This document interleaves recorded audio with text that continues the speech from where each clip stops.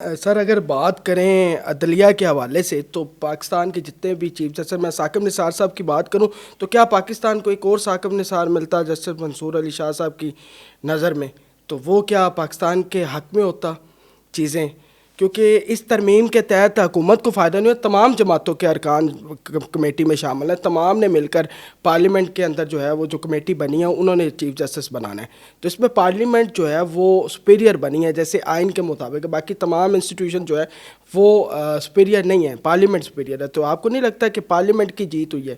Parliament اپنے حد تک سپریم ہوتی ہے، پارلیمنٹ دوسرے کے کام میں مداخلت نہیں کر سکتی۔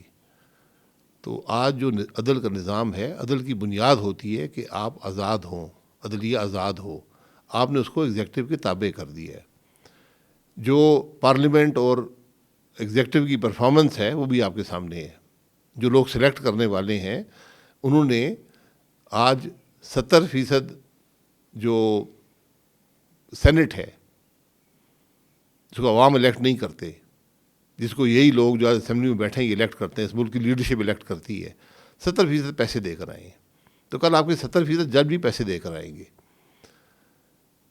پھر آج جو حکومت بیٹھی ہوئی ہے اس کے پاس عوام کا مینڈیٹ نہیں ہے، ان کو اس قسم کی ترمیم کرنے کا اختیار نہیں تھا۔ یہ بنیادی تبدیلی ہے عدل کے نظام میں، آئین کے اندر۔ وہ جانتے ہیں کہ وہ الیکٹ نہیں ہوئے، تو یہ بہت بڑی خرابی ہے۔ آپ دیکھیں گے اس سے ملک کا عدل کا نظام ختم ہو جائے گا۔ جب آپ ایک عدل کے نظام میں جج جو ہیں وہ فیصلہ کرنے سے گھبرائیں گے، ان کی ACR بھی اسی کمیٹی نے لکھنی ہے۔ بالکل۔ تو یہ بنیادی اصول ہوتا ہے یہ واقعی کہ جو میرے بارے میں اسی حکومت کے بارے میں انہوں نے فیصلے کرنے ہیں، وہ کیسے فیصلہ کریں گے؟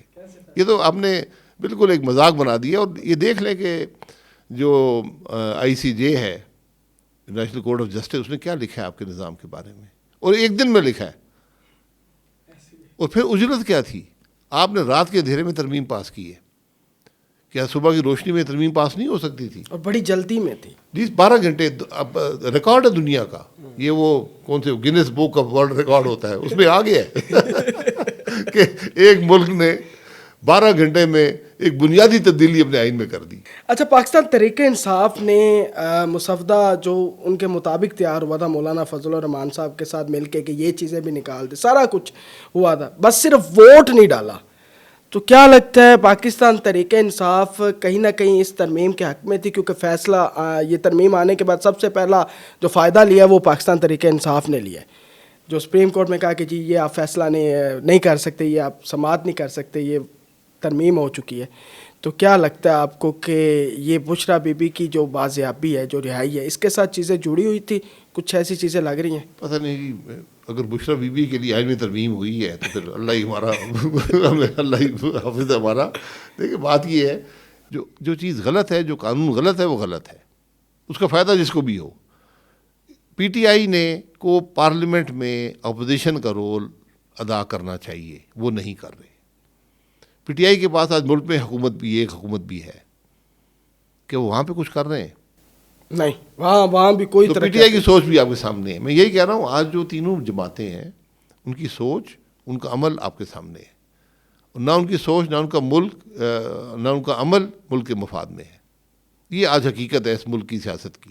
تو یہ آپ کو کیا لگتا ہے پاکستان تحریک انصاف جو تذبذب کا شکار ہے، ان کی جو لیڈرشپ ہے آپس میں ان میں بھی اختلافات ہیں، تو یہ مزید اگر بشرا بی بی باہر آتی ہیں تو کیا وہ لیڈ کریں گی؟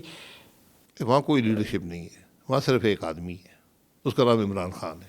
شخصیت پرستی شخصیت ہے، اور نیچے عوام ہے جو کسی وجہ سے اپنی پاپولرزم سوچ کے مطابق اس کے ساتھ ہیں، چاہے وہ دوسروں کی نفرت میں ہے، وہ اسٹیبلشمنٹ کے خلاف ہونے کی وجہ سے ہے، جو بھی ہے اس کا وہ نیریٹو بکا ہے، اور آج وہ ایک پاپولر لیڈر ہے۔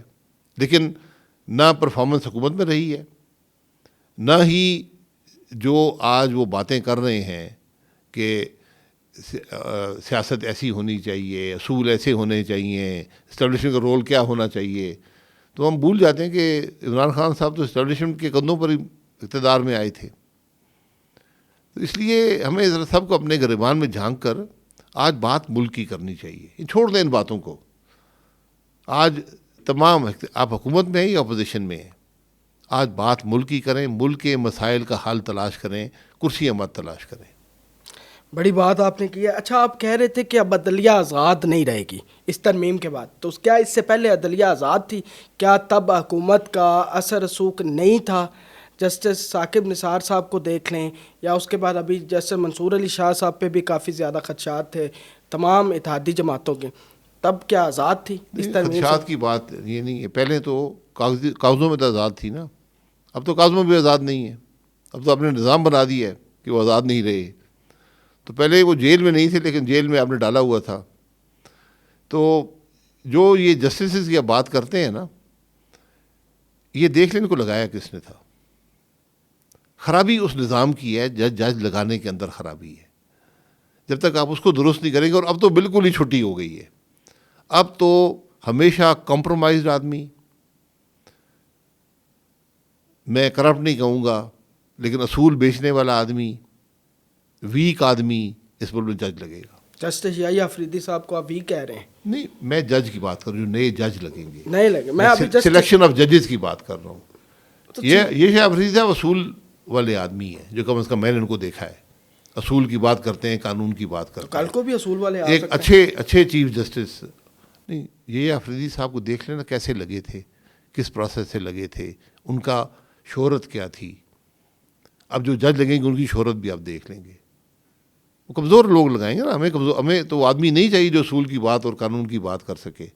لیکن یہی آفریدی صاحب کا آج کچھ ہے نہیں، وہ ایک ہائی لیول کے ڈسٹرکٹ اینڈ سیشن جج بن گئے۔ بلاول بھٹو صاحب نے کہا ہے کہ میں نے بے نظیر کا خواب پورا کیا۔ بے نظیر صاحبہ یہ چاہتی تھی، محترمہ بے نظیر شہید صاحبہ، کہ یہ آئینی بینچ بنے اور آئینی عدالت کا قیام ہو اور یہ ترمیم۔ تو کیا آپ کو لگتا ہے آپ نے بھی محترمہ کو بڑا قریب سے دیکھا ہے؟ میرا نہیں خیال کہ محترمہ کی کوئی ایسی خواہش تھی، بالکل میں نے کبھی ایسی بات سنی نہیں ہے۔ کوئی آدمی جو قانون کو جانتا ہے، آئین کو جانتا ہے، وہ اس بات سے ایگری نہیں کر سکتا۔ جو جمہوری سوچ رکھتا ہے وہ اس بات سے ایگری نہیں کر سکتا جس طرح یہ ترمیم ہوئی ہے۔ مولانا فضل الرحمان صاحب کے کردار کو آپ پورے اس پروسیس کے اندر کس طرح دیکھتے ہیں؟ آج ملک میں صرف ایک شخص کی سوچ جمہوری رہی ہے اس عمل کے اندر، اس کا نام مولانا فضل الرحمان ہے۔ باقی تو رات کے اندھیرے میں بیٹھے ہوئے تھے، 3 ہفتے سے بیٹھے ہوئے تھے کہ آئینی ترمیم کر کے گھر جائیں گے، اور پھر انہوں نے اس بات کو پروو بھی کیا کہ بیٹھے رہے جب تک مولانا صاحب نے اجازت دی۔ تو مولانا صاحب کا بڑا احسان ہے میں سمجھتا ہوں ملک پر، کہ انہوں نے ایک بڑی خرابی سے آپ کو بچایا۔ خرابی ہوئی ہے، لیکن جو وہ خرابی پہلے ہونے جا رہی تھی وہ بہت بڑی تھی۔ تو پہلے ہم نے آپ کو 10 تھپڑ مارنے تھے، اب آپ کو 2 تھپڑ مارے ہیں۔